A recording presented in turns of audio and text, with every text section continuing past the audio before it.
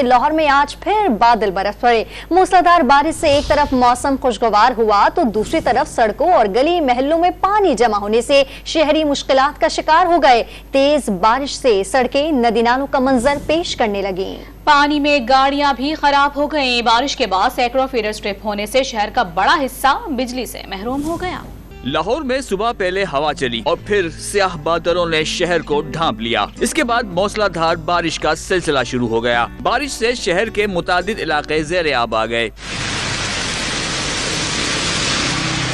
इस्लामपुरा, गवाल मंडी, Abbott road, हाल road, माल road, Davis road और गड़ी शाहू में पानी जमा हो गया। निश्तर कॉलोनी, गुलशन रावी, हरबंसपुरा समेत दीगर नशेबी इलाकों में भी हर तरफ पानी ही पानी दिखाई देने लगा। सड़कों और गली मोहल्लों में पानी जमा होने से शहरियों को शदीद मुश्किलात का सामना करना पड़ा। निगरान वजीर आला पंजाब मोहसिन नकवी की हिदायत पर वासा, रेस्क्यू 1112, PDMA और इंतजामिया को अलर्ट कर दिया गया। सबसे ज्यादा गुलशन रावी में 178 मिलीमीटर बारिश रिकॉर्ड की गई। लक्ष्मी चौक में 162 और निश्तर टाउन में 160 मिलीमीटर बारिश हुई। DC लाहौर राफिया हैदर ने शहर के मुख्तलिफ इलाकों का दौरा किया और नशेबी इलाकों से फौरी निकासी आब की हिदायत की। बारिश के दौरान लेस्को रीजन में सैकड़ों फीडर्स भी ट्रिप कर गए, जिससे शहर का बड़ा इलाका बिजली से महरूम हो गया।